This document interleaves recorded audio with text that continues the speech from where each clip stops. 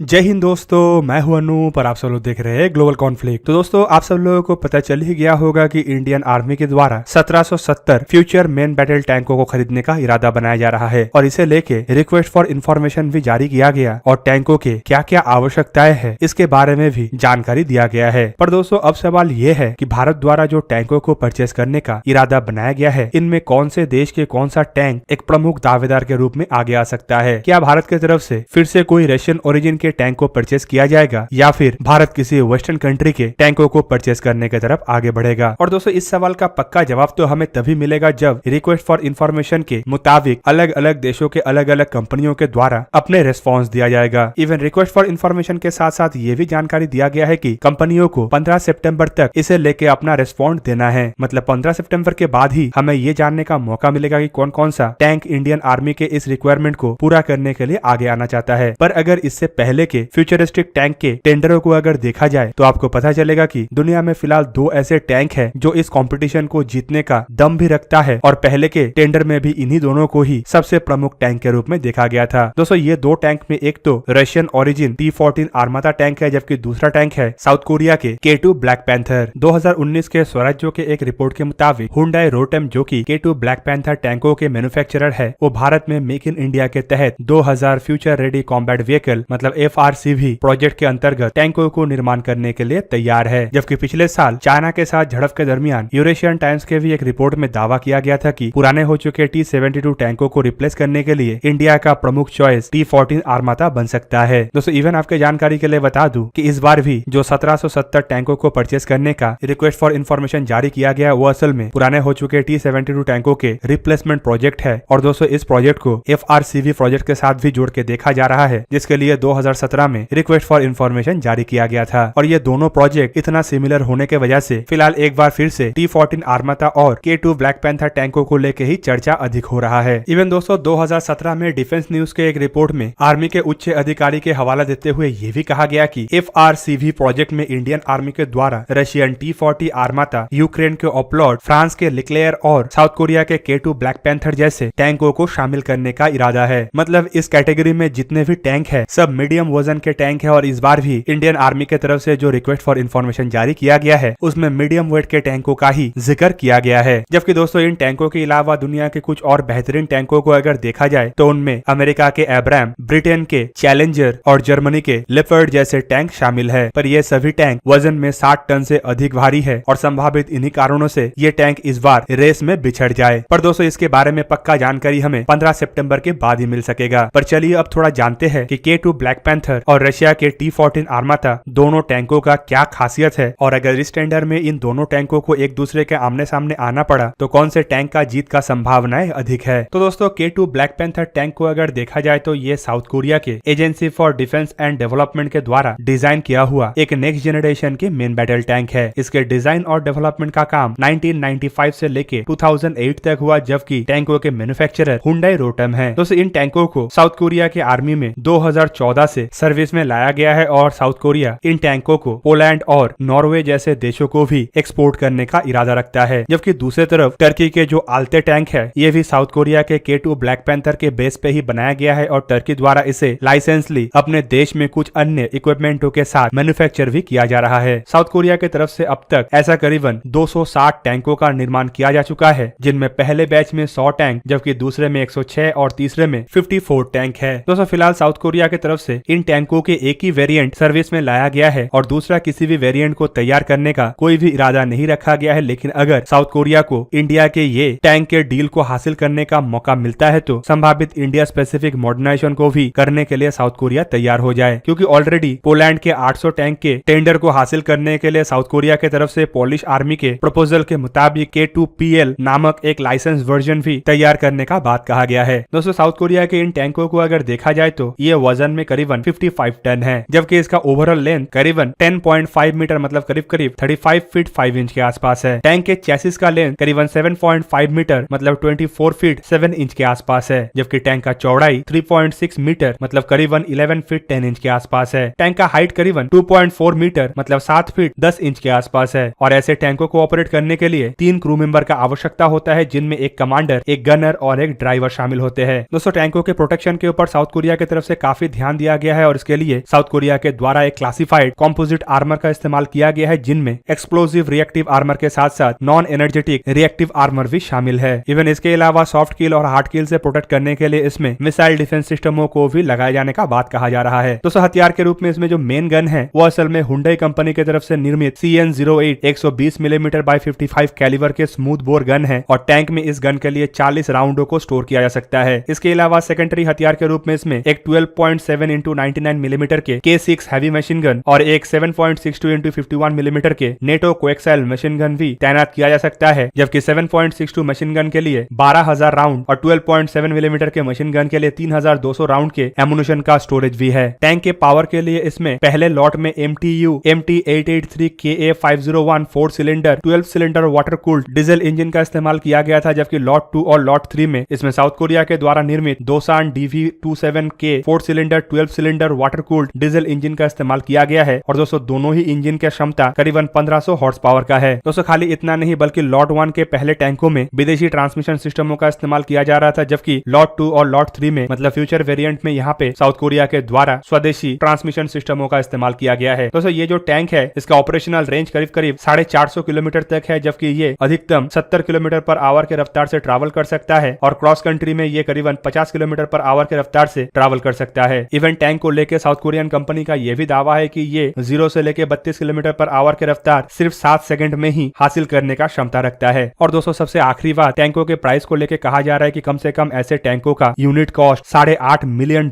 के आसपास हो सकता है। दूसरी तरफ अगर दूसरा महत्वपूर्ण टैंक मतलब T-14 आर्माता को देखा जाए तो ये रशिया के Ural design bureau of transport machine building के तरफ से डिजाइन और डेवलप किया गया है, जबकि इसका मैन्युफैक्चरिंग का काम उरल गोंजवोड की तरफ से किया जा रहा है। इन टैंकों के डेवलपमेंट का काम कब शुरू किया गया था इसके बारे में कोई पब्लिकली जानकारी तो नहीं है, लेकिन 2015 में विक्ट्री डे पैरेड के दरमियान रशिया की तरफ से इसे पहली बार दुनिया के सामने लाया गया, जबकि उसके बाद यह भी रिपोर्ट आया कि 2017-18 के दरमियान 5 ऐसे टैंकों को रशियन बेड़े में शामिल किया गया और अब तक रशियन बेड़े में ऐसे 20 से अधिक टैंक ऑपरेशनली शामिल है। दोस्तों रशिया के T-14 आर्माता टैंकों को दुनिया के पहला नेक्स्ट जनरेशन या फिर फ्यूचर जनरेशन के टैंक के रूप में भी देखा जा रहा है, क्योंकि ये ट्रेडिशनल टैंक टेक्नोलॉजी या टैंक डिजाइनों से पूरी अलग और एक नया डिजाइन के साथ दुनिया के सामने आया है, जो कि टोटली एक क्रूलेस टॉरेट और एक यूनिवर्सल प्लेटफॉर्म के तहत बनाया गया है। मतलब इस प्लेटफॉर्म का इस्तेमाल करके खाली टैंकों को नहीं बल्कि अन्य तरीके के व्हीकलों का भी डिजाइन और डेवलपमेंट हो सकता है। दोस्तों रशिया के T-14 आर्माता असल में आर्माता यूनिवर्सल प्लेटफॉर्म का ही टैंक वर्जन है, जबकि इसके अलावा armoured personnel carrier, infantry combat vehicle, self propel howitzer और अन्य कई तरीकों के व्हीकलों के काम आर्माता यूनिवर्सल प्लेटफॉर्मों के द्वारा किया जा रहा है। दोस्तों रशिया के इस टैंक को अगर देखा जाए तो ये 55 टन वजन के एक मीडियम कैटेगरी का टैंक है, जिसका चैसिस का लंबाई 8.7 मीटर मतलब करीब 29 फीट के आसपास है, जबकि इसका ओवरऑल लंबाई के बारे में फिलहाल कोई जानकारी अवेलेबल नहीं है। दूसरी तरफ टैंक की चौड़ाई करीब 3.5 मीटर मतलब 11 फीट के आसपास है और टैंक का हाइट भी 3.3 मीटर मतलब 11 फीट से थोड़ा कम है। इस टैंक को भी ऑपरेट करने के लिए 3 क्रू मेंबर का आवश्यकता होता है, जिनमें कमांडर, गनर और ड्राइवर शामिल होते हैं। पर दोस्तों तीनों ही क्रू मेंबर के पोजीशन को टैंक के हल के अंदर ही रखा गया है और टॉरेट को टोटली रिमोट कंट्रोल बनाया गया है। टैंकों को टोटली 44 SSVSH स्टील के द्वारा निर्माण किया गया है, जबकि रशिया का यह भी दावा है कि टैंक में मैलिकेट नामक डुअल एक्सप्लोसिव रिएक्टिव आर्मर का इस्तेमाल किया गया है और इसके अलावा इसमें रशिया की तरफ से निर्मित आधुनिक एक्टिव प्रोटेक्शन सिस्टम का भी इस्तेमाल किया गया है, जो कि दुश्मन के एंटी टैंक गाइडेड मिसाइल और टैंक भेदी गोलों को रोक सकता है। रशिया के इस टैंक में 2A82-1M 125 मिलीमीटर के स्मूथ बोर कैनन का इस्तेमाल किया गया है और टैंक में इस कैनन के इस्तेमाल के लिए 45 राउंड एमुनिशन को स्टोर किया जा सकता है। दूसरी तरफ जो ऑटो लोडर है उसमें भी करीबन 32 राउंड को एक ही साथ स्टोर किया जा सकता है, मतलब ये लगातार बिना रिलोड के 32 राउंड तक गोलों को दागने का क्षमता रखता है। जबकि फ्यूचर वर्जन में रशिया के द्वारा इसमें और ताकतवर टैंक गन मतलब 2A83 152 मिलीमीटर के स्मूथ बोर गन का इस्तेमाल करने का भी इरादा बनाया जा रहा है। सेकेंडरी हथियार के रूप में इसमें भी 12.7 मिलीमीटर के हैवी मशीन गन और 7.62 मिलीमीटर के PKTM मशीन गन का इस्तेमाल किया गया है। रशिया के इस टैंक के इंजन के रूप में कई तरीके के इंजनों के इस्तेमाल का बात कहा जा रहा है और अलग अलग वर्जन के लिए रशिया के द्वारा इसमें 1200 हॉर्स पावर से शुरू करके 1350 और 1500 हॉर्स पावर से शुरू करके 2000 हॉर्स पावर के इंजनों को भी इस्तेमाल करने का बात कहा जा चुका है। मतलब दोस्तों आवश्यकताओं को देखते हुए इसमें इंजनों के इस्तेमाल किया जाएगा। दूसरी तरफ टैंक में ट्रांसमिशन सिस्टम के लिए 12 स्पीड ऑटोमेटिक गियर बॉक्स का इस्तेमाल किया गया है और ऐसे इक्विपमेंटों के बदौलत ये टैंक करीबन 80 किलोमीटर से 90 किलोमीटर पर आवर के रफ्तार से ट्रैवल कर सकेगा, जबकि टैंक के मिनिमम रेंज भी करीब 500 किलोमीटर के आसपास होगा। दोस्तों रशिया के टैंक को और K2 ब्लैक पैंथर को अगर आमने सामने रखा जाए तो कई सारे मामलों में रशिया के टैंक K2 ब्लैक पैंथर के तुलना में अधिक ताकतवर और अधिक टेक्नोलॉजी से लैस लग सकता है। जबकि और एक बड़ा फैक्टर टैंकों के प्राइस को लेके भी है, और पहले भी मैं आप लोगों को बता चुका हूँ कि कुछ रिपोर्टों के मुताबिक K2 ब्लैक पैंथर टैंक के कीमत करीब करीब $8.5 मिलियन के आसपास है। जबकि रशिया के T-14 आर्मादा टैंकों को लेकर रशिया का दावा है कि इसका एक्सपोर्ट वर्जन का कीमत 3.5 से लेकर $4 मिलियन के बीच में हो सकता है। तो दोस्तों ये था आज का वीडियो। अगर आपको वीडियो अच्छा लगा तो लाइक कीजिए और मेरे चैनल को सब्सक्राइब कीजिए और साथ में बना हुआ बेल आइकन को भी प्रेस कर दीजिए ताकि आप मेरा वीडियो देख पाए सबसे पहले। जय हिंद।